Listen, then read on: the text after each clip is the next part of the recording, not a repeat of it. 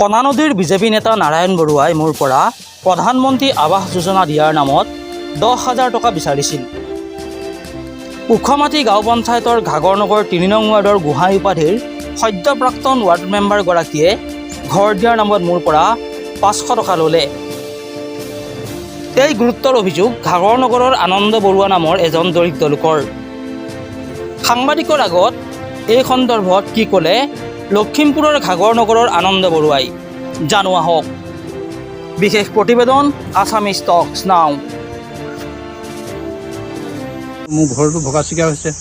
আজিলৈকে মই ঘৰ এখন পোৱা নাই। বহুবাৰ আবেদন নিবেদন কৰিলোঁ, গাঁও সভা মিটিঙত দিলোঁ, দৰখাস্ত দিলোঁ। এইবাৰ ঘৰ হ'ব বুলি ক'লে দৰখাস্ত দিলোঁ, প্ৰধানবোৰ আহিলে তাতো দৰখাস্ত দিলোঁ। ৱাৰ্ড মেম্বাৰজনীক আমাৰ 500 টকা মই দিলোঁ। আধাৰ কাৰ্ড পান কাৰ্ড চব ল'লে। আজি পৰ্যন্ত মোৰ ঘৰ এখন 500 টকা লৈছিলে আপোনাৰ পৰা? আমাৰ 500 টকা দিলে। কি নাম ৱাৰ্ড মেম্বাৰৰ নাম কি? কিবা কিবা গোহাঁই লিখে দেই, নামটো পাহৰি থাকিলোঁ। গোহাঁই উপাধি? অঁ, গোহাঁই উপাধি। এই ঘাগৰ 3 নং ৱাৰ্ডৰ। 3 নং ৱাৰ্ডৰ 3 নং ৱাৰ্ডৰ ৱাৰ্ড মেম্বাৰক দিছিলে আপুনি পইচা 500 টকা? হ'লেও নাহিলে ঘৰ নাহিলে।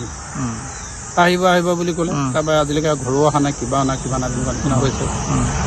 তাৰপৰা নাৰায়ণক ক'লোঁ, নাৰায়ণে 10,000 টকা বিচাৰিছিলে। কোন নাৰায়ণ? নাৰায়ণ বৰুৱা, এইটো বিজেপি কিবা এটা হয়, এইটো কিবা এই কণা নদী।